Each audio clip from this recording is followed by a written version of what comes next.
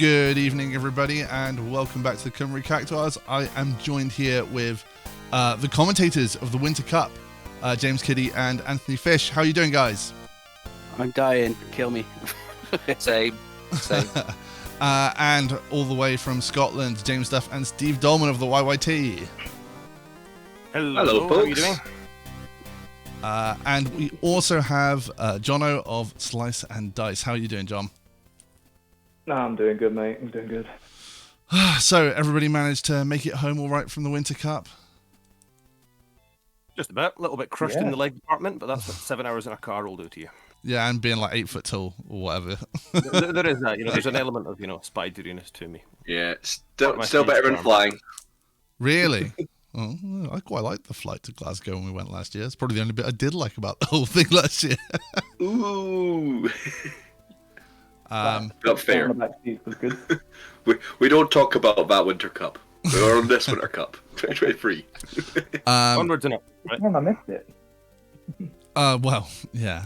Well, how did the event go for everybody? Obviously, Fish and Kiddy, you've got quite a different perspective than most people on this one. What did you think from everything that you saw on stream? Do you know what? We had some real knee knockers, real heartbreakers. Some of the best play, this side of the equator, and quite frankly, some of the matches, I just left feeling, do you know what? I don't think I've seen better. So it was great. That's a really nice thing to say about Darren's stream game, isn't it? Whoa, no. I feel bad enough for Daz already, but no, he was a great player, and he had a laugh with it just like us, so that was the main thing. Jono, you haven't been to the new Firestorm or anything like that, and sort of went at too many majors last year. What did you think of the whole thing? The store is absolutely amazing. For one, the space that you've got, the flexibility to have, you got that you can shove everyone upstairs whilst we do a big tournament downstairs, or you got loads of options, and the store in general, the amount of plethora of goodies you sell is awesome. In terms of the way the event was really nice, nice atmosphere, and it felt bright. It felt like you were in the proper fishbowl with all the windows that you had. So it's really nice, really nice. And for you guys, Steve and James, what did how was the event for you guys? Always brilliant. I mean, the Winter Cup is always the highlight of my year, let alone my card gaming year. And to me, Firestorm Games is the home of card games now. It's just such an absolutely beautiful place. It's got to be the only game store I've ever been in that has never once smelled like nerds. And I think that the colossal glass and multiple doorways, it's just a beautiful, airy place. It's like a really nice car showroom or something is the sort of aesthetic. It was. It was exactly. Yeah, it was exactly. Ducati. I feel a bit less psychic now, but yeah, it's a beautiful place to be, and it's always the highlight of my card gaming year, win or lose. Yeah, absolutely. I entirely agree as well. It's worth the drive. It's worth going for Winter Cup. The fun events, as you say, and all that. But yeah, they are always so much fun. And what is it? You hit 120 players? Yeah, thereabouts. Yeah. For essentially a bit of friendly banter. I don't think even Euros barely made that. That goes to show you, the demand for this is massive. We always call it, don't we, when we're talking Duff, it's just our Gathering of the Clans Christmas party that's really nice that we can do every year now. Absolutely. I've seen you more than I've seen some family at Christmas. Yeah, sorry. I think we're truly lucky to have it as the locals. Yeah. Oh yeah, definitely. You've got everything going for you there, and with such a awesome store ownership, you've got some pretty good people managing that place. Rest in peace, the old place that no longer exists. Yeah, it's I know. finally completely gone. Yeah. Finally knocked it down. Really? And the ghosts of several old Yu-Gi-Oh players risen from the ashes. I got a parking fine there the other week.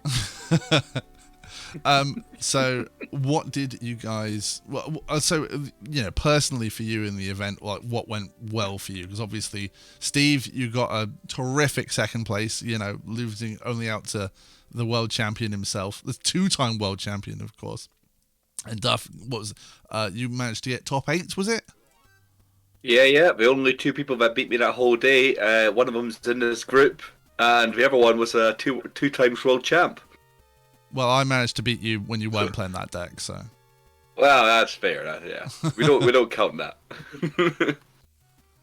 Yeah, I think that format-wise, it was very interesting, and it was an honour to come second in a room that was so full of Worlds participants and past Euros participants and whatnot. So, yeah, without diving too much into the deck just yet, it was very interesting, and I think that the highlight for me of the weekend, it's a testament to how powerful and how useful the X2 system worked. And for anyone who hasn't heard, or anyone who'd been sort of unaware of the news, if your record at the end of Swiss on day one was 5-2 or better, you made cut. There was no top 16, there was no top 24. It was simply if you made a particular threshold, you made day two, and then the top cut was padded out to become a top 32 with buys for the top ranking players. Yeah. So I think 27 players, me being the 27th, went 5-2 on day one, and then that meant there were 5 buys for whoever ranked first, second, third, fourth, and fifth on day one to skip straight through to top 16. And I much prefer that system. I feel like it just means the law of averages makes the cream rise to the top. I 100% agree. Yeah, I think it justifies those people who actually placed top in Swiss, getting that to that spot.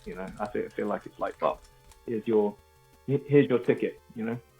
Yeah, the worst thing for like when you're at these events is like your own morale and your team morale. It's like, oh, I've lost the first game, and then you're like, oh, well, tiebreakers are gonna get you. You'll be in the bubble, and you just have this, it's just not nice. Right. We call that the Jacob effect, coming Jacob place. To be fair, he did it to himself. I'm sure that man double lost himself. He had it coming. He did it twice over the weekend with Sophie. That ruling is crazy as well. Just off of the back of that. Again, for those who don't know, now if you double loss with Sophie, you have to try and get in another game with whatever time you got left. It's excellent. That's hilarious. So no, but I entirely agree with what Steve said. If they changed it to all tournaments or like that, if I get 5-2, no matter how, great, you're in, welcome. We'll sort it out at the top end. Perfect. I think that's the thing. Zav from the north said to me that 5-2 in any kind of circumstance is a respectable score. If you can go 5-2 in that kind of room, no matter what order the 5-2 came, you play against some scary people and you got the better of them. So 5-2, I think, should be rewarded like that. And I think that X2 is the threshold.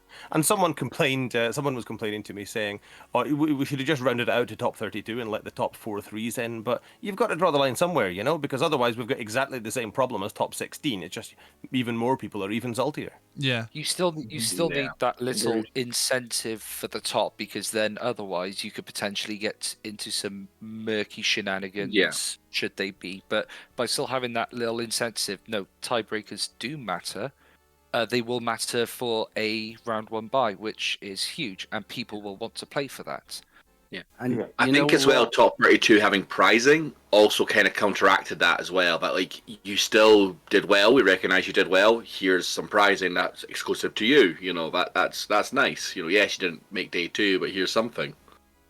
Yeah. You know what? Just from the stream perspective as well, it was really cool that we could then put up like people's rounds as well, like we had with Darren and Mick Moller. You could have like 2 5-2 or 4-2s going at each other, playing for elimination. And that made it for like a way more interesting watch as well, in my opinion. Much more gladiatorial, yeah. Yeah. Well, I did appreciate on the stream. You weren't just picking from the top. You were, I think, picking matches that you think would be quite interesting or did have a lot of value. Of these people, one of them needs to win, or they're going to knock themselves out and become a X3. Who's going to really dig deep here, Well, it's interesting. We always say that the most important thing is you've got to put on a good show, which is like what I felt was one of the things that was really lacking from Worlds. It was just not a good show. It wasn't entertaining. It was, all the matches were done in 5 minutes, and that doesn't really help when it was what everybody was playing anyway. But, it's still something that you want people to tune in for entertainment-wise. So picking the interesting games is way more better than just staying on top table sometimes. The thing is, as well, as we knew that we were going to have a best of 3 one deck format day 2, we needed to not have those, for the most part, as best we could, not have those top players there, because otherwise you're just doing 2 days of the same deck, and that's just boring anyway. So So, well, yeah, I'd say, well, Jono, what was it like for you then? Like, what deck did you take? Me? I took something that I thought was going to be seen everywhere, and I was right. A version of, basically. So I played heavily into making Tyvus my focal point of my deck, trying to, I've been dipping in and out of cards all, like, for the past 2 weeks before, even falling back on Steve to help me on the day before, because I had some trial matches and they weren't going well. So I kind of had a little bit of Steve's help to sort of like take out the fluff, should I say, and put in a bit more consistency. So yeah, I was running very much a heavy Warriors, but mainly focusing on the Fire Water with the Twins and Firion and things like that. So yeah, it went well, but it was all down to those timing on my part, which is something that I again didn't have too much time practicing, and yeah, I went 3-4 in the end, but I had a great time playing it, and I think it's a deck that I want to evolve a bit more, rather than trying to stick in a wall, 7 CP wall and just saying, yeah, here we go, let's ooga booga this. It's actually gives you something to think about. In fairness, I went 3-4 as well. Like what I've been doing really well with all like the like multicolor stuff in the room, I took Earth, Lightning, Scion, Chaos Arc. It did all right in testing. It did okay. I got some pretty bad matchups. I came up against my old nemesis, Joshua Freeman Birch, who in the Apology Cup in January, I think I had him in round 1. And I 7-0'd him. Nice. Yeah, and in this one, I had him, but just I paid for something the wrong way around. Noticed as soon as I'd done it, and it cost me the game. So might have made it just to the cut had it gone a different way, but it's a deck that I really liked, and it's something that I wanted to play regardless. And with the amount of like multi-element stuff in the room, I felt like it was a decent choice to take. So no regrets. Yeah, I definitely feel like I don't know where the advice came from, but playing with a deck that you enjoy losing with is something that I was like, well, I'm going to throw this at the wall and see if it sticks, and I'll have fun doing so. Yeah, that's me. Oh, I wish I could be nearly that philosophical. That's me. I wouldn't say I enjoy losing. I try and learn something from it, but I especially hate losing to the decks that are on the go just now. It just feels like you didn't really play a game, and that kind of influenced a lot of my decisions. Yeah, kind of I think that was why my fear on aren't you? Friday. Like, sorry to interrupt that. Yeah, I had a lot of fear on Friday. Like, I came in with like Fire Water Warriors, not played in a while. It's like, this is the only thing I think can stop this crazy aggro games and all that. And I lost 13 games in a row against multiple people, and it's like, it's either me or the deck. So, and then my pal Chris gave me his list of like Scions, being like, just run this, James. You know it well enough. It's bread and butter. Just have fun with it. And yeah, somehow it worked, Yeah. Get that list up, actually. We might as well have a quick chat about that one while we're here. Where are we to? So it'd be this one. Give me just a second.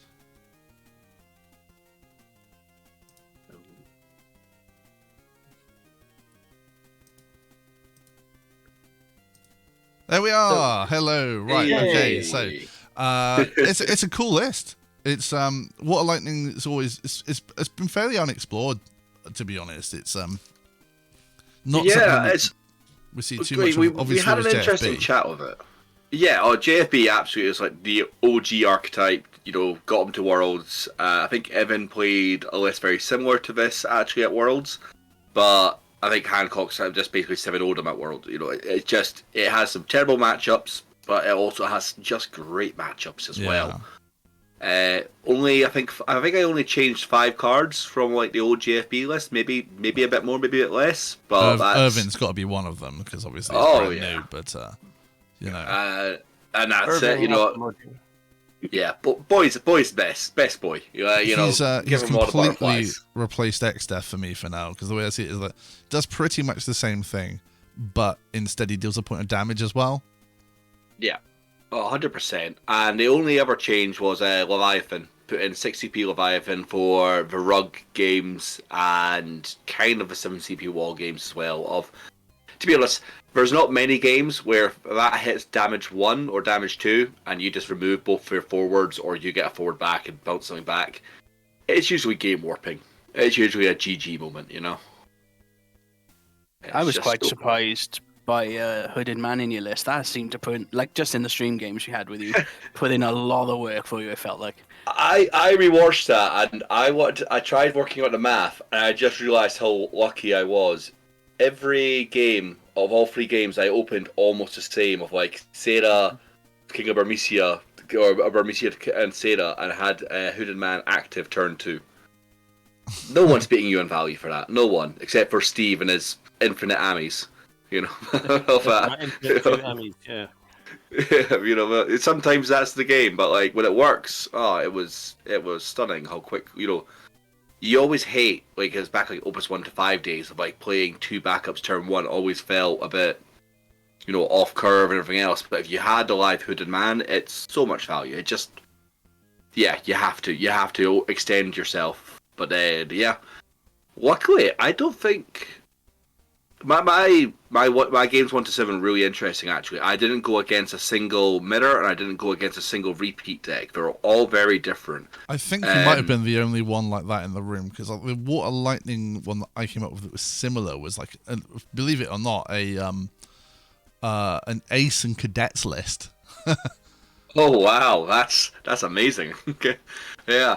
So no, like my round 1 opponent opened horrible. So Megisa deck, I kind of just took it apart. I could see they opened up horribly. Just went, I'm very sorry. Here's 7-1. You know, just accept this. You know, and all that. Game 2, game 3 were a Twins list and something else. And Twins was a bit scary, but I managed to take that one on. Third one, yeah, I also had no cannibalism. I don't play a single over YYT, which is unheard of for me. Usually I'm the evil gatekeeper of like stopping half of our team making it, but I was on completely the other side of the bracket. The Reaper came for you in the end. Yes, and then my luck said, "Here's Mr. Hancock's, and we're gonna watch him 7-0 you just because he can." And yeah, my only saving grace was that Aranea, which I would love to see as a 2-wall battery in that list.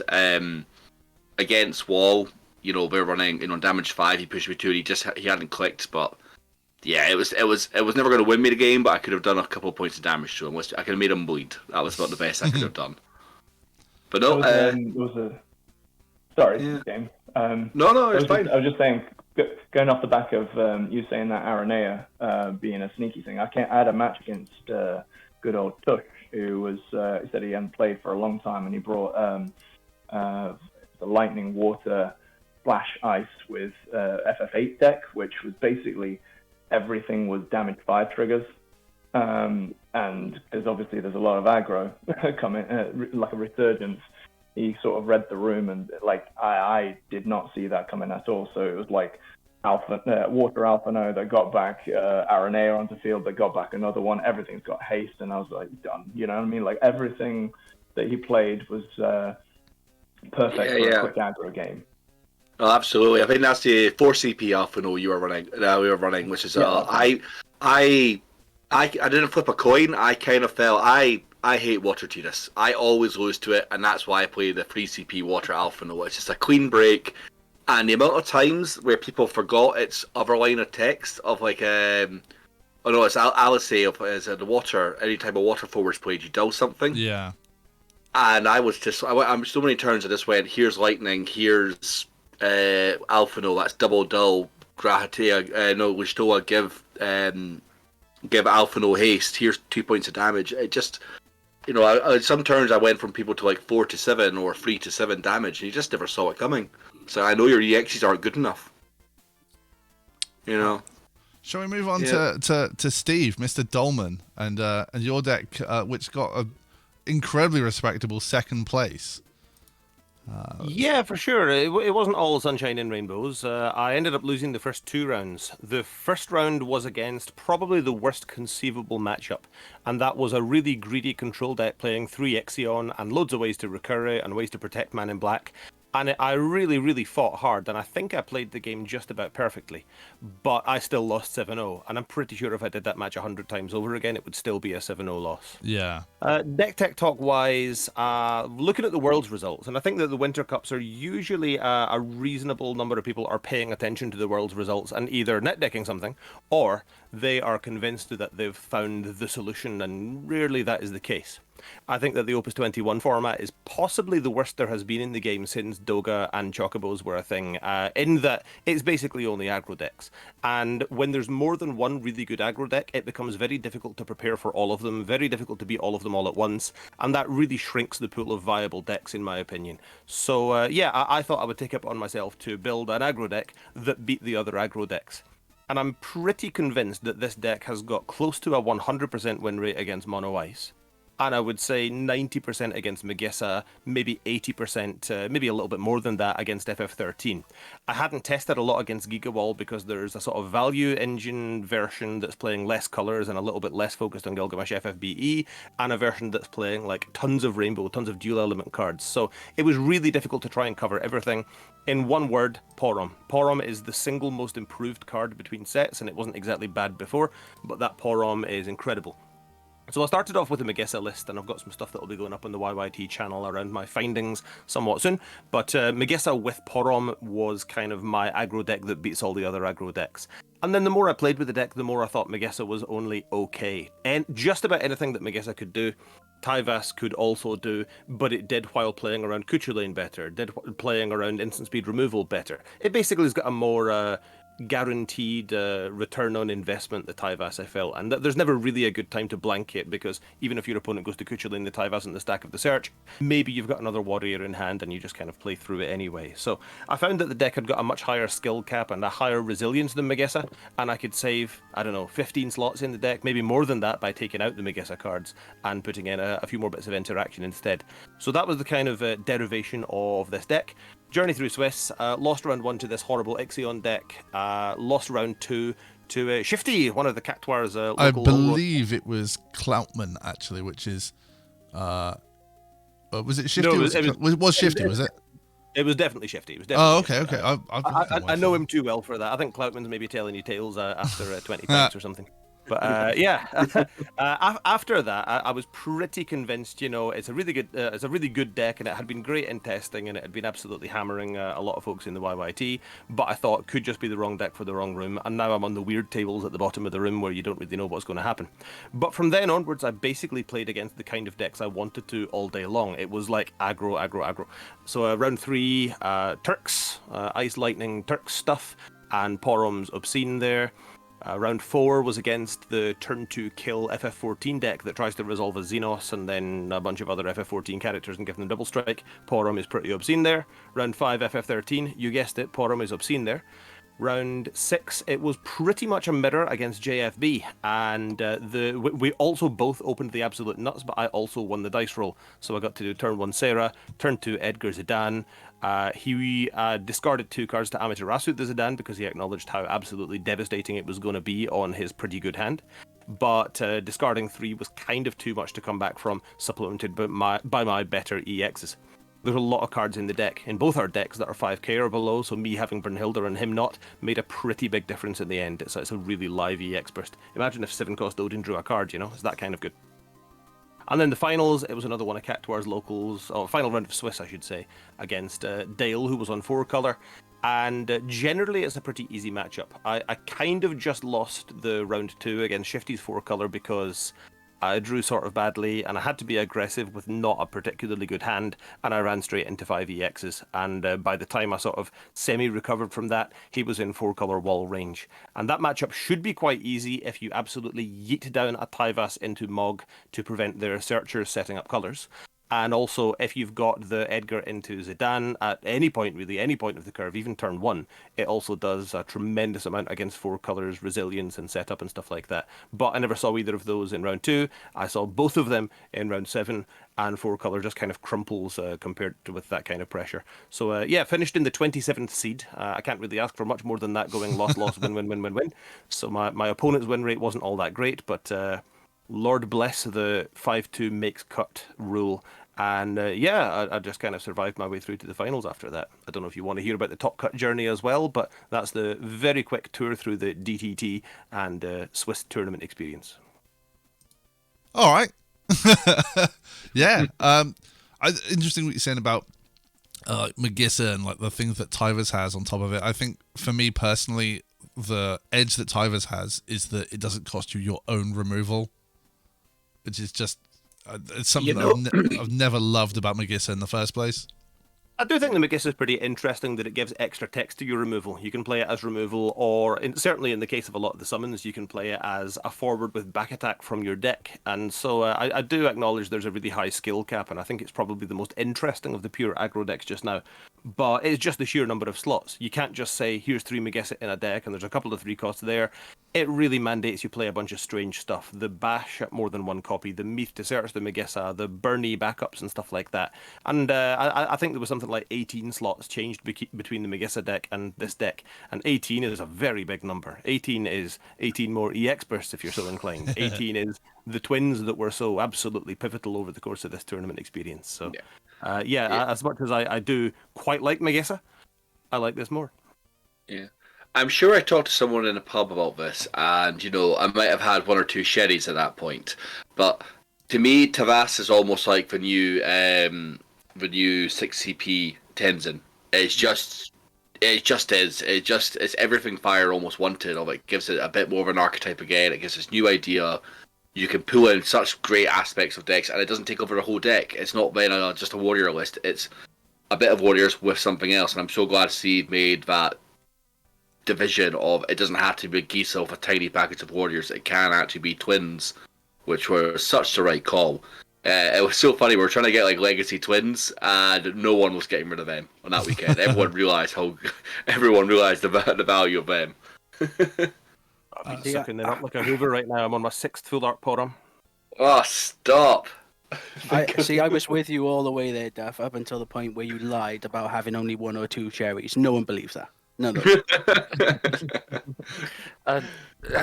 We did notice this a lot throughout the stream, the difference in performance between Magissa and Tivus, because just having that little window where you can potentially react to a Kukulane or a Porum or some other form of reaction does make all the difference between the 2 cards. Tivus was still getting use out if they pre-set up with the Warrior in hand in a predictive matchup. I love the Mog conclusion. Absolutely. Oh, that Mog is... It'll be a promo before we know it, boys. Don't worry, Mogs is stonks. Word of Amano printed on it. They don't tend to do Amano promos. Mm-hmm. Mog was never a thing until Tivus anyway. So this is good to show how one card can pull loads from the graveyard.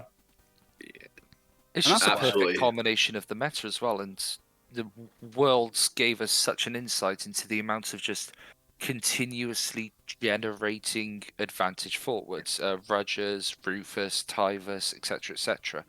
And instantly you could see people try and scrabble a response to this, and it was a bit of a slow start, but as soon as people clocked Palam and Porum were really good, suddenly they were everywhere. Mm-hmm. So it's like a meta of old, isn't it? Well, I just noticed as well that we've been joined by Phil of Slice and Dice. Thanks for joining us. Better late than never. Yeah, sorry, just Chinese was just battering me, Yeah, no, it's all good. Go on. Just what sort of decks did you see in the room? Anything interesting? Like I said, like the Water Lightning Class 0 Cadets list really took me off guard and sort of, I think, surprised me from a win that I felt like I probably should have had if I'd known exactly what to expect from it. Is there anything like that came up for you guys at all? Final FF6 5CP lock list. I think that was my second last game. Yeah, and that was a list I was just not expecting in this meta at all, and they were doing well. I think I don't know where you ended up in the end, but I know one made top cut for sure, and he went against one of our guys, Wiande. Wiande was like the opponent. He's just astounding. Like it's just working for him, And he was on Mono Water. Wiande. It was like, this is a tough fight. Like it's Shinryu or nothing here.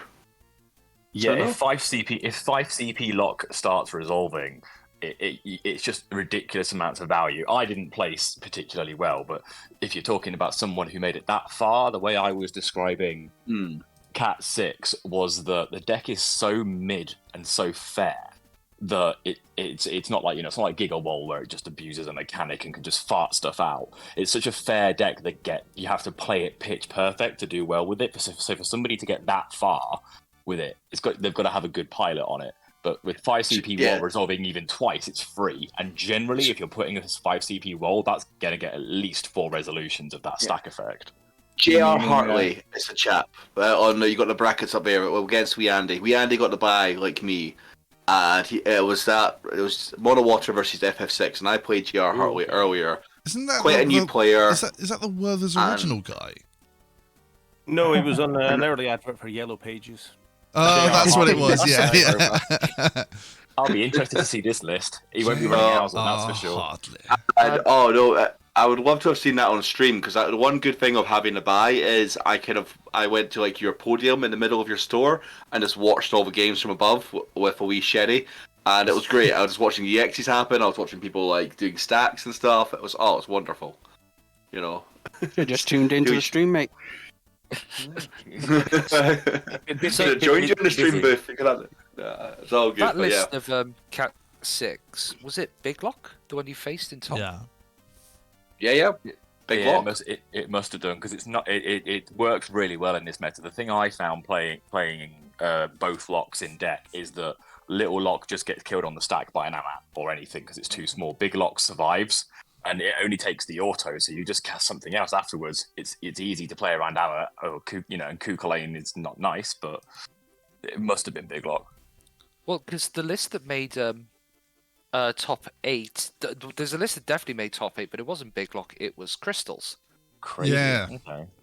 Yeah, really interesting. Wow. With the new Cyan. Mm-hmm. I mean, there are plenty of Cat 6 crystal cards, so it makes sense. Like, when we do see all these lists, I think there will be an absolute clear, two-dog race of kind of, it's going to be 7 CP, gigawatts and all that, but there was a lot of variety at that tournament. It wasn't just everyone net decked. There was a lot of people still over pet decks and everything else, and as someone, I saw a starter Arden, like the old Fire Lightning thing, and I was like, damn, you're angry. It's like, you're going to come at me for this, and they did good. You want to talk again? Go on. Yeah, sorry. I think I saw quite a bit of multicolor with Refia, in which I know that's like relatively standard, but I saw that a lot quite early on, which I personally wasn't expecting that Refia, to be honest. Oh man, Refia control's good. I nearly took it. Well, in our locals, look at Andreas's list in the top 4. The anger issues, ice, fire, 50 forwards. Man was giving us a lecture on how Don Corneo is really good. Sorry, Johnny got caught off there. No, it's all right. I was just saying, because obviously, Duff, you were saying about having, unforeseen things, and obviously the decks that were showcased in Top Cup. We had 2 guys who were playing completely off meta stuff. So we had Mike, who made Top Cut, I think top 16, who was on Mono Earth Monsters. And then we had Sean, who took 50 forwards with Big Kieran, and everything cost 4. So yeah, they did pretty well, and obviously got blown out the water by obviously the rest of the competition. But still, it just like Sean's deck was really unique, wasn't it? It was crazy. Yeah, it was unique. Well, I remember playtesting him with a wee bit, Sean, and I was one of these ones I would have loved to have seen it on the stream. He's got a really interesting way of thinking and building decks and all that, and he was the only player I think I remember, it was like, I just need 3 Sid Randels, and I just win against some opponents right now. I was like, yeah, you're not wrong, Yeah, I did a lot of testing with him and Cat, because I'm the aggro player locally, so I kind of got out Cat 13, and it just shut Cat 13 down completely, because I think literally Lumina is the only backup that gets to resolve in that situation. My hero. Anyone that shuts down 13 gets a good old pat on the back in my books. It wasn't a table with Sean on it though. If he wasn't warping Theodore, like I swear that man sees Theodore more than anybody in opening hand. Right, so moving on as well, thoughts on the top 8 in general, I suppose. Again, it's quite, there was a lot of Palm and Parham. There was obviously a few like Gigawalls and stuff. What was We Andy on, do you guys know? Mono water. Water. Control. Good old fashioned Lena Leviathan, ramp into Ash, do stuff there. Back on Shenryu and not the 7CP wall that's seen a little bit of play in water recently. It's kind of like a very good and updated thing that you would expect in Opus 18. That is it was like the Euros list, yeah. The thing that changed, I suppose, was a little bit more of a focus on monsters. Tidus is actually in a really kind of bad place just now, in his opinion and my opinion and stuff like that. The thing is, the really good aggro decks are not going to target Tidus, and they're also going to race faster than you can race. And the lists that are playing more Shantotos and stuff like that to try and beat Gigawall also beat Tidus. So he was down on only one copy of Tidus, and up on things like Aquaterasu, the auto-cancelling Leviathan, and monsters. Sahagan Chief is kind of, a bit of an alternate win con, or it means that since you don't really have room for Yuna now, and we don't really have Sildred to guarantee the Yuna now, there's less of an incentive to play summons, and so in comes some monsters, particularly Opus 11 Sahagan Chief, because it forms a kind of unbreakable board state when you do resolve a 9CP Leviathan. Yeah. I think also the introduction of Warsaw backup was one thing we hadn't clicked on when we were playtesting and all that. It's just how good it is of just going, found this backup Warsaw, great, you've got 3/4s out, here's a Shenryu, eat it. We Andy is a devil with mono water, and I'm sure Steve can attest to this as well. We play tested a wee bit on the Friday, and he was going to play something else entirely, but he thrashed us all like 7-8 games in a row, and it's just like, I have to play mono water now, I have to represent his favorite deck. Take the crown from Jenny. Well, it's interesting when you look at what actually made it to the top 4 as well. You've got like a 50 forwards, like Don Corneo aggro thing. You've got Steve on a fairly traditional looking twins, Jenny with a 4-color wall warrior twin thing, and then obviously Mr. Cool himself with Swole Wall. So it's nice to see that, as far as it made with the competition with Top Cut, that like it wasn't all the same thing. It is at least quite varied in this meta. If you insist. Well, I think there's a lot of very good aggro decks just now, but the thing that's really caught my attention is 7CP Wall. And 7CP Wall was the archetype with, by a distance, the best conversion rate into Top Cut. And then, of course, taking the whole event and going X1 in games, and let alone matches over the course of the event.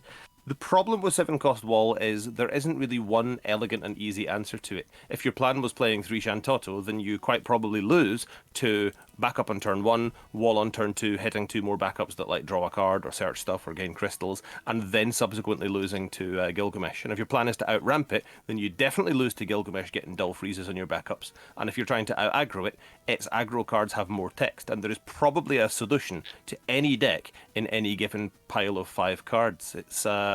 It's very tough, and I really don't think there is any one thing that beats it. And I've been trying to think about that ever since the Winter Cup and ever since those results, and I've kind of gotten nowhere. I don't think there is anything that beats a really good list piloted well, reliably.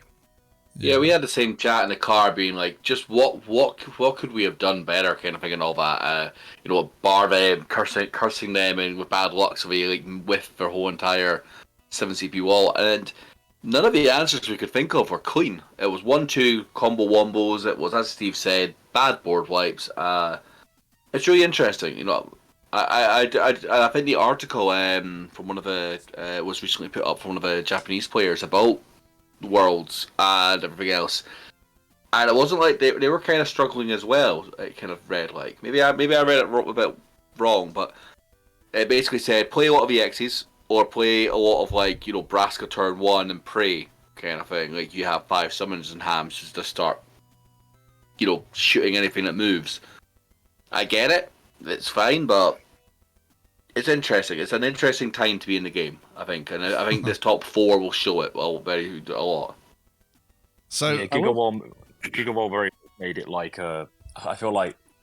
I hate saying just power creep because it's very much like a win. It's very much a... if you lost, you just blame it on power creep. But the whole adding more summons and more EXs into deck, so shooting anything that moves is kind of the only way to outpace it. So until either it's hampered or something faster than Gigawall comes along, I think that's the issue. I don't really like the thought of faster. And the thing is, as well, Exactly. you cannot counter Gilgamesh FFBE in that deck by playing Mist Dragon. I think that the more Mist Dragons you have in the deck, the worse your matchup gets, because you're now so much weaker to them just going 3 forwards, I kill you now. And granted, there is probably some combination of Porom for the cards with on-attack triggers, and Mist Dragon for Gilgamesh FFBE, if you ever have the luxury of time, and 3 Shantoto. You know, maybe there's a really, I don't know, reactive version of Une, Water, Earth or something that might have a positive win rate, but are you just going to get murdered by Category 13? Probably. It really does feel like there's too many aggro bases that don't all have one neat answer. Porom came close, but Porom doesn't have quite enough text against the Gigawall matchup. So, I think, in your I think that's opinion, something then, like Kitty. Oh, sorry. so I say, in your Go on. opinion, then, like, what would be the fix going forward?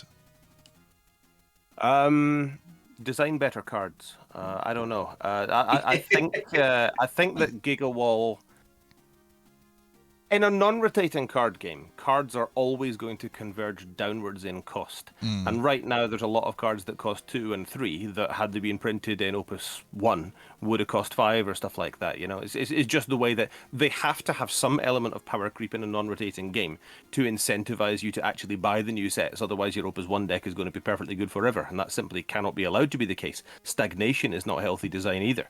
But I really do think that the power creep, and a lot of aggressive power creeps all at once, is not great, you know. And I do think that we need better mid-range cards, really, an actual decent all-encompassing answer. I think that Cymru was a pretty good step in the direction of mid-range, because this 2CP 9K that searches any card in your deck should be really good, if not for the fact that Gigawall can also just play Mog. So I do think that there's something being missed there, and I think that my preference would be something to be hit in the Gigawall deck. Maybe restrict the Gilgamesh FFBE so that ramping is a little bit more reliable. They've never banned a legend yet, and I can only assume that this is a precedent they're going to keep. So maybe restrict the Gigawall, but you've still got a million searchers for it, so you're going to get one good shot at it. Maybe the Gilgamesh FFBE would be my favorite, because it allows an archetype to stay somewhat unique. Nobody gave a crap about Gilgamesh FFBE until now. It's been probably one of the most universally panned legends, unless your name is Gareth. Yeah, okay, fine. You got it in there. You got it. Yeah, that's the thing. It's not fun to try and make a bad deck good. And it just so happened that magically overnight, much like Guido or something, Gilgamesh FFBE has, through no skill of its own, found itself a deck.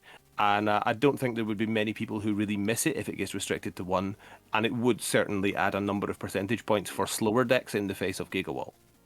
Yeah, think, if you said that 4CP that, wall and multicolor, sorry, I was going to say, if you just I candidate for restriction as well, because I'm really struggling to see, unless they print one that shoots for 6k and is 11k, I'm really struggling to see how you will ever get a better card in mid-range decks. So I think that we could be due another sort of Stern Leonis, the nuclear winter where we lost like 4 cards in one fell swoop. I wouldn't mind another one of those, you know. A good ban, a good restriction encourages growth. It doesn't encourage shrinkage.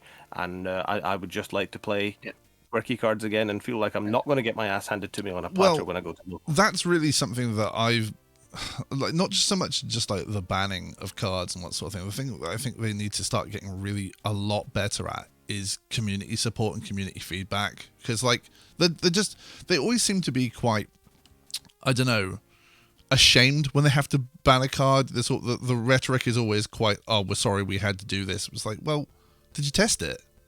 Because if you had, then maybe you'd have seen this, which means that you wouldn't have done it. So why have you done it? So like, I think with I don't know whether they actually intended for Gigawall to be what it is now. I don't know. Is it that they brought this card out and knew exactly how it would perform? I don't know, because there's a lot of people who initially rated it as not being as good as it has been. So did they really foresee the place that it's at now? I think a lot of cards in the Gigawall deck, and certainly in a lot of these other decks, like let's take Axstar for a prime example. We all knew that card read really well. It was always going to be a case of when, not if. that eventually the game would reach a critical mass where cards like this finally do have their moment in the sun, and it's completely transformed how the game's played at the minute. But I think even from like your games that you guys commentated, there was a great one where Cactuars was cast and the Amaterasu had won of the three, and it was a really interesting kind of bit back and forth and all that. I think it was like round 4 or 5. Just watching someone go, here's a 4CP wall in my break zone, now let me wall you with Gilgamesh FFBE. It's kind of not the same, you know? it did feel like every other 7-cost wall that we had on stream, other than Hancock's, was, I won't say bad, but it felt like they got to 3 forwards, they got to 3, maybe 5 damage, and then it just stopped. It's like the deck completely turned off, and it was only Alex's deck that, like, I'm not sure if he was just getting a bit lucky with his pulls from the wall or what, but it just seemed like every time we saw that deck, it was just like, we know how this is going to go. It's just going to stall out real quick, because they just couldn't keep the pressure up. But it just also felt like, oh, hey, we've seen this opening before with all of these same cards time and time again almost, you know? I think what will happen from here is... So I found this interesting coming from, because Steve was saying obviously about the ban list type we have in this game, and with me being relatively new to this game from May, I'm used to a very regimented, regularly updated ban list that is heavy. And every time that ban list comes out, it is like format defining. And coming into FF, I was literally asking in our locals group chat, I was like, guys, like, when does the ban list get updated? There's no thing that says update by, you know, X date sort of thing. When we bother them enough. Exactly. And I feel like what will happen now, if I go by other trends, is that Gigawall has set a precedent at this event and at Worlds where, as we've said, it has made very good top cut representation and in fact taken the event. If it continues to do so, it will warrant its own demise, but it won't warrant it until it continues to do so. And so it's a bit like Paul saying that until people, you know, kind of show the you know, the game designers this card needs hitting, it will continue to thrive. But what will also hopefully happen now is that we're going to get some anti-meta coming through. It's a bit too early for that anti-meta to fully develop yet, but it's just going to, unfortunately, to be a bit of time for it to run rampant. I think you're right. They have obviously picked up on the community before, hence why Althea and Mastery and Stern have been banned, because obviously we've kicked up about that. They have listened in that respect. But, you know, I think given that the set only came out 2 weeks before Worlds, and then obviously it's just sort of like only feeling like it's settling. I mean, you know, I'm coming from not a high, competing person, but it's just, you know, it feels like the dust needs to settle before we start. It's always like they act too late though, because like Althea, people were complaining about that for a year and a half before it even got hit, and it wasn't like it got to a point where it got particularly good. It was, you know, pretty much it's the minute it was released, it was played, and it just became a lot more problematic. This problem is that they just don't seem to be too, I don't know, they don't seem to be listening to community feedback so much, and that they just seem ashamed to ban things, which is just, I would rather, again, like Phil was saying, like, just keep up a ban list, like, and just, you know, put things on, and do it every few months. Keep the game fresh in that design, especially if you want it to be like a non-rotating card game. It just, if you've got an infinite format, then you need to keep it in check. Does it feel like they're sat there waiting for the community to say this is shit? No, you know, I don't think they would listen. Even they'll wait. Really? They'll wait for a decline. They'll wait for a decline. So this is what happened. So to name, basically, there was a deck in Yu-Gi-Oh called Flounderies that took a world level event with somebody that had never played Yu-Gi-Oh before until that event. That's how brain dead that deck was, and that'll be the kind of situation this will be. Is that it will keep on hammering people down until they go, this deck type is actually causing people to not play our game. Maybe that's what happened with Turbo Discard in Opus 6. Yeah, exactly. But then you'll also get the nice thing that Steve and James were talking about earlier, where they were going, you know, on the way back in the car, we were talking about what we're going to do about this. And one of my friends who plays plays sort of like European level in another game, was making a valid point of a meta only develops around like competitive testing circles. So if nobody is prior to this event or prior to Worlds or whatever was testing against Gigawall because it was only emerging and they thought something else might be better than Gigawall or didn't know how well Gigawall would do, they're definitely going to be hard testing against it now. You know, Gigawall is going to be is going to be something people factor in every single test game they're doing and every single like team list they try to make, and so hopefully we'll see a healthy anti-meta emerge. 100% agree. America's got Winter Cup coming in January. They have about less than a month to try and figure this out, because if not, you're just going to see Hancock's deck 2.0 Electric Boogaloo for America. I think it will look exactly the same, if I'm completely honest. Stagnation is the cardinal sin of card game design. And I think that with such a high-profile player winning 2 fairly high-profile events in a row with not the exact same deck, but similar enough that you can do an Office meme of they're the same picture. There isn't really any kind of incentive for anyone to innovate further when you know you can pick up this deck and get great results. And I think it's going to be very difficult to try and hone something that beats this without, not even realizing it, giving away some percentage points elsewhere. So I really think this is going to be the only guaranteed deck to beat for the remainder of Opus 21, and I would be astonished if there was something that was regularly better with respect to the meta at large by the end of the set. But I don't know. I'm not really considering it my job to solve it anymore, considering there's nothing really more to play for this side of 2024. Yeah, well, so this is what I was saying about what's everybody's thoughts on 21 going forward, because with the fact that there's no more competitive with 21, I'm just playing fun decks now. Comments? Absolutely. I'm playing some fun stuff. You're going to get weird. Pick up that legend that no one talks about anymore. I'm playing Bart's Boko, man. I need suggestions, man. I've acquired like a lot of cardboard. I need to play like those trope decks. I've been saying this a lot locally. Like, guys, I played Cat 13 when I joined the game. I then played Cat 6. Give me some tropes to play, I'm going to continue to play the same thing as I always play, and that's monks, because I'm an idiot. See, I don't know you that well, Fish, but I was about to just say assume monkey deck, and then when you said monks, I was like, yeah, it works. That tracks. That's fine. I feel like I came up with like something pretty nice for it, but it just loses hard to aggro. It is very a mid-range sort of deck, but I think the only thing I'm really picking up right now is... right? Yeah, exactly. I think I'm picking up Rydia Summon Toolbox, just Opus 15, is it? Just because that looks 15, fun. yeah. And I've never actually played that before, but I know it's a little bit too slow. Well, this is the perfect time to sort of pick up anything that you don't know and just grind through like the elements you don't know too well, the combinations you don't know too well. Use the downtime to do it, because they're probably... May I recommend Avalanche, my child? I know, I'm still scarred from Huddersfield. Like, literally, all I hear in my sleep is discard Tifa Somersault.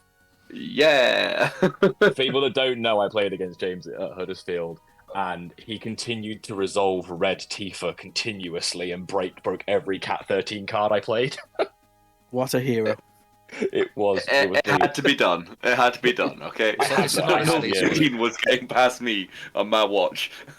I have played Avalanche though. Jono was saying to me about playing Storm just because it's like a thing you should play, and I am probably going to try it. But I admit I stopped playing Yu-Gi-Oh for a reason, and I don't want to start playing it again just with different flavors. Yeah, don't do that. Storm's a deck where you need about 50 games worth of practice to really get to know the ins and outs of it. So if you've got 50 games spare, now's the time. I only suggested it because I spent most of Opus 19 trying to figure it out, and I just think I learned a little bit about timing and waiting for the right time to play cards, and I think I paced myself because I was heavy aggro for a few sets, and then obviously I thought I'll try this weird ass shit, and then it all seemed to click. I'm like, okay, I've got patience. So I suggest it that way. Moving through on this as well, is there, talking about the event, we talked about the things that we did like about it. Is there anything that people didn't like about the Winter Cup and they'd like to change going forward or anything like that? I think there were a few inconsistencies in the way that things were ruled, and I would really like to see a better judge program that incentivizes. doing the right thing. Sorry, what was that? Or any. Well, yeah, I think that the one judge test in practice basically being an Opus 2 document, and it's still things like, Opus 1 Yuffie, how can you divide the damage from our special, Yeah. It's a little bit out of date, and I think that an overhaul of the judge program might be an idea, because several times over the course of the event there were escalations because people disagreed with the judge. And if you don't agree with a first responder judge or something, you're perfectly within your rights to call a head judge or escalate elsewhere. But there were several instances of, let's face it, there's a lot of cards to keep up with. It's very hard to keep up with every single interaction. And I know there's still people who are qualified judges who don't understand things like if you 5CP Phoenix and resurrect a VV and target a Dadaluma, there were loads of things like what actually happens there? What order do things resolve in? And what happens if a target disappears in response to an effect that's got multiple lines in it? Like if I sack a Mira in response to 9CP Arc, what happens? And things like that, I think perhaps a better calibration of the judging system is in order. I know. Just to back on that, the only thing I would want to add on to that is I hate when someone has to show me a damn Twitter page being like, we had to ask a question to get an answer like this. So Twitter has ruled me. Like, we're beyond the day and age where, we can collate this information. Do it. It's not that hard. If Twitter suddenly deleted itself, we would lose, 80% of questions of relevant information interactions? Easy. And a whole lot of e-girls. I know that... every single post I make. I know positively on the judging side, but I won't say too much because it's not really my place to say. Plus, I haven't been formally asked or anything. But basically, I was part of the conversation basically asking about judging with Alec, as well as just basically he's doing the round of asking people and trying to sort of restart something or get see who's on board and things like that. So it's definitely, I don't think, not because I'm again too new, but not the lack of judges, but the lack of movement in judging itself. I don't think it's gone unnoticed now. I think Alec is now starting to ask questions and push something forward.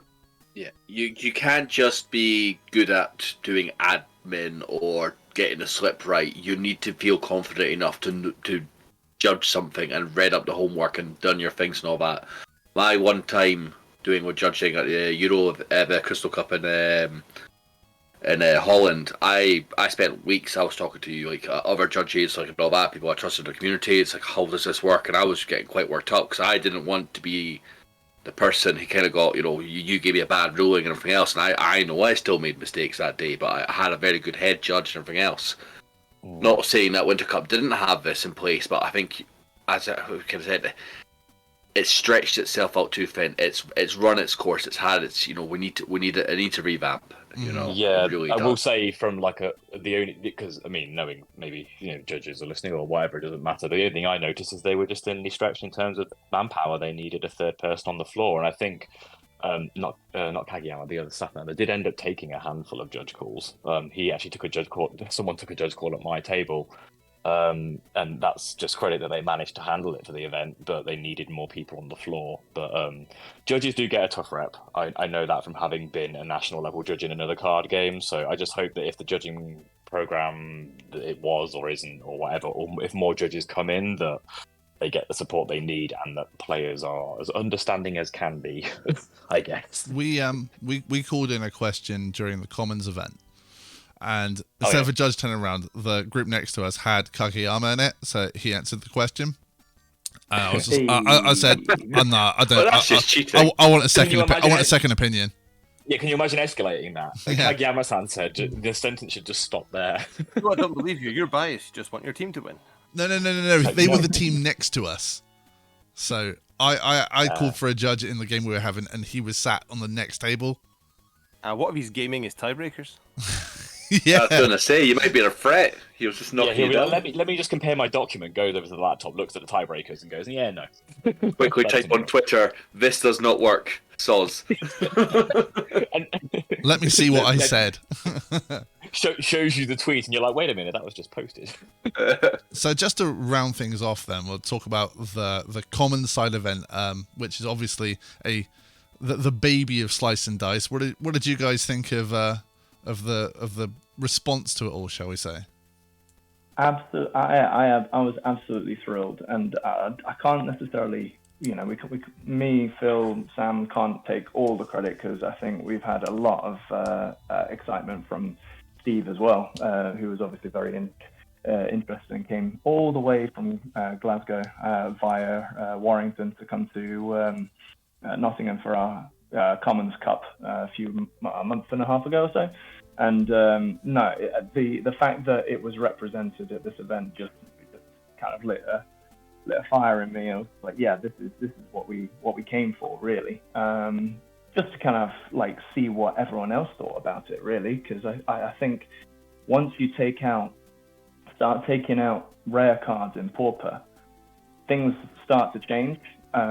You've got crazily good cards in rares, which you don't actually look at, really. They Yang, and you've got Agrius, you've got all these cards that initiate something. But when you take them out and strip them out, what are you left with? You've got chaff. So how do you make the chaff work? And I think, honestly, the cup was great. And the fact that Kageyama himself seated himself in one of the chairs in one of the teams just goes to show that he sounds interested in it as well. So I found it. Yeah. It was a great little tournament. I think it was the highlight of my weekend, if I'm honest. Same. We need more formats. Yeah, I think Nick from Card Cavern made that event happen as well, in a way, not like the format stuff, but literally when we were having this thing sort of like at the end of day one, and we were like, hold on a minute, there's like Commons deck piles on Nick's like sealed, and then we realised it was literally the Commons Cup list made, and he'd even printed them out and not taken the list of the names off of FF decks and was selling them pre-made. So I couldn't help but notice that the list that I built sold out. Yeah. Yeah, I what mine the life of me. Mine still said Ooga Booga. Mine still said Ooga Booga Vice Kings on it. I was like, brilliant. But yeah, I don't think a lot of people would have even competed without those. So it was great that Nick took the initiative to do that as well. But honestly, the final was the highlight for me. Not because I was in it, biased, but honestly, like, it's the most neck-biting trading card game I've ever been in. Like, for anyone that didn't see, the final was it turns out because it basically went to a tiebreak, and it was Simon basically 2 mill decks, and it was Simon versus Sam, both on Fire, Wind, Mill, and it went to time, and then we did our 3 turns. It was still tied, and because I had lost and Jono had won, it was a flat tiebreak. So they agreed it would be sudden death. The sudden death never actually happened because it won by deck out by a single card. But the nice thing was that actually it was teamwork that won it, because Simon was about to misplay. And he was about to commit pretty hard to his misplay. He was like, no, let me do this. And his teammate was like, no, colour fix, you're about to lose. And the colour fix is what won in the game. So it was nice that teamwork won a team event. I think that was a good thing. Sorry, Steve. Oh, no, after you. I was just saying, yeah, the fact that the team aspect actually weighed in heavily with this little side event just made everyone sort of come together around a new format and support a new format. And I think if it was just, single standard sort of like format, the way that the game walks out 1v1 sort of attitudes, I think it would have been a little bit different. The fact that it was team, and like Phil said, it's, you could, once your game has ended, you can turn to the person next to you to try and help them out with their game. I think that just helps sort of like keep the high-spirited and high energy of the event, to be fair. Sorry, Steve. No, I was just going to say, I think it's kind of a beautiful side effect, actually, that there's no way that Kageyama and the Hobby Japan team will have considered Commons as an event and balancing the Commons card pool around competitive play just using those cards. Nevertheless, it's a bit of a beautiful miracle, really, that there were lots of different decks in the room. It's just really interesting how self-regulating this was, and it kind of answers a previous question that if you are fed up with the game and if you don't like standard constructed, do something different. Play Commons for a bit. Play Highlander for a bit. It's oh god, I love it's Highlander. A wonderfully. Oh, absolutely. It's a beautifully diverse card pool, and there's so much that can be done with it that even if you want a break from the Giga Walls and stuff like that, a new set will be out before you know it. Why not try and do something different? And a Commons deck is not exactly an expensive thing to donate to a newer player or try and convince someone else to give the game a try. Yeah, we are having That's cool. I was gonna say Alec saw the value in it, and it was again I liked that Alec was taking a lot of time to notice things and try to like vocally say out loud, like, I think that I can see how effective this is. I think we might need to do more of this. So he was seeing the value of it bringing in newer players and being inexpensive, like Steve said. I think that's one of the biggest things for a card game. Well, we all know this anyway, is cost, and to be able to have a very viable and enjoyable card pool at that price point is really great. And all of us have got graveyards and commons boxes and stuff in our stores, and for that to now be something you could build for people that walk in, rather than say, oh yeah, let's build you mono fire. Basically every new player plays mono fire because it's marginally cheap, but now you can play commons instead. But I would like to say that we are looking at doing this again, so we are going to run another Commons Cup, which I think will be probably after set 23, I think, just giving that card pool of commons a little bit more space to breathe, and I think we'll have that. I'll probably set up another one when that set's released. We'll have to get a trophy that's like made out of corrugated cardboard. Just kind of on theme. Be like a "You Tried" star. Well, that's fantastic. The only thing I'd say with that is that, like you said about like Kageyama hasn't, like, obviously they haven't balanced the comments for that, and they haven't considered it, but I think, like, man, you're from Magic. Like, why haven't you considered other formats and stuff like this? Like, stop. I think you've got a huge card pool like this. Do something with all of it. If you want to make sure that all cards are playable, then how about make like more spaces for things to be playable? Why have you got to do a rotation format that doesn't make sense? Why have you got to, just do the right thing? that's my community feedback to Hobby Japan is do the right thing. Let's just say L3 and L6 can go fuck themselves. It's not happening. L6 is L3 is all right. L6 it was a COVID invention to make sure that stuff was still playable, and I think has been abandoned. But the problem with L6 is it's not different enough from standard. L3 itself isn't too bad, and if you look at the sets now, they're clearly being designed with it in mind, but L6 is rubbish. It's a big thing in Japan. It's mostly in most events in Japan. They have their own cups for it and own tournament for it. So yeah, it's just not seen it here. I don't really want to play it myself if it came up. So I just think there is a non-0% chance we have it in some competitive form next year. I almost guarantee. I would love to see the cube come back. That's the one thing I would love. It was a pre-COVID cube top cut. You did that, and it was great. It was, it wasn't just I'd got the best deck in the world. I mean, the minority of players who really enjoyed drafting as a competitive format in Opus 7 through 9. It was just really interesting that top 32 an event cuts into drafting or a cube or something like that, and then a further cut of top 8, because it is a measurable skill. And it's another very different way to look at the game, the way that the designers are intending. So I know a lot of people think that it's random, but it's really less random than pre-releases, and we keep buying those. Top cut Judge Tower? No, pile of jank. Top flipping it. The big difference between a pre-release and the top 32 drafting was, in a pre-release, you just take the best card you got in the pack and you wouldn't even question it. When you're in top 32 draft, card price doesn't matter, card relevance matters, and it does sort of change the way people approach the draft. Well, that's what a cube's for. It's 500 cards. They've curated, and they're all the same, and you don't get to keep them at the end. It is a pool that they have made. And I think it was the best way to go for that exact reason of, oh look, I opened a Legacy X. Damn, I don't think I'm going to beat this person in draft. I'm just going to take that, So it's a real big brain thinking, if I get all these parts of Warriors of Lights, no one can beat me. Oh wait, he got all the Dragoons. Damn. That was a funny thing in Commons Cup, was people, we were hearing every other minute, like, ban Freya. Never thought I'd hear ban common card. No, don't ban Freya. It was just people, you could tell who got board wiped by Cherry Blossom. That's the thing. In Commons, there's really only 3 board wipes that are remotely relevant, and those are casting Salamander twice in a turn, tapping Opus 12 Dancer twice in a turn on the threshold of 7 win characters, or Cherry Blossom Special. And I think that Cherry Blossom takes the least IQ points to use, and so to an extent, it's just going to be the most represented for being reasonably consistent, and you've got searchers and stuff like that in color and decent spot removal too. But I just never really found it all that insane. It's very vulnerable to any kind of instant speed removal. I remember at the comments. Yeah, I remember somebody committed 5 Dragoons and a Cherry Blossom against me when we were in the Commons Cup, and by the time the Cherry Blossom resolved, it was only doing 4k. Yeah.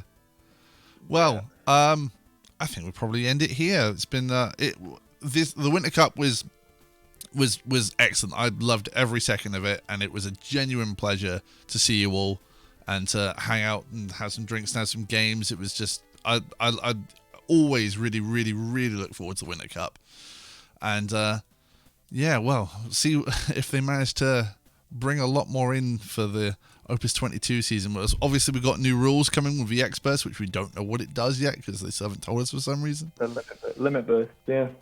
But I feel like it's just one of those keeping it secret, along with a new organised play. Let's hope for lots of store champs and local things, that I don't have to keep travelling so much. But so John and Phil from Slice and Dice, where can we find you? You can find us on... Go on, you go, Jono. Go on then. Sorry, mate. You can find us on Facebook, Slice and Dice, FFTCG. We have got YouTube, which is slowly growing, but our main thing that we have started releasing is podcasts, which will be on most podcast platforms, Spotify, Apple Podcasts, Google Podcasts. So we're trying to aim for one a month. So there should be at least a slow release of content that will be focusing on different topics. So tune in whenever you can, and we'll always be here. So come and go. And Steve, like I even have to ask, but where can we find you guys? Yuda Young Team at youtube.com, baby. We're also on Facebook, and I've got my own personal Twitter feed where I pretty much exclusively talk about card game stuff, maybe once a day or something like that. But YouTube is the main one, and I'll have a few more deck tech talks, largely the decks that the team top cut with. I would like to showcase those while it's still fresh in my memory. Can't wait. Or you go down the back alleys of Glasgow for secret handshake, that's up to someone else. For everything for us, you can go to www.cymrucactuars.com. I nearly bought uniyoungteam.com as well at the same time for a redirection to our stuff, but I thought, it's a little bit too savage. But it is still, I think it is still available. I think it is still only about 99p. So listeners, you know what to do. Leaving that start to fit, but we have to protect our name now, eh? Yeah. All right. Thanks everybody, and we'll end it there. Thanks very much. Thank you, guys.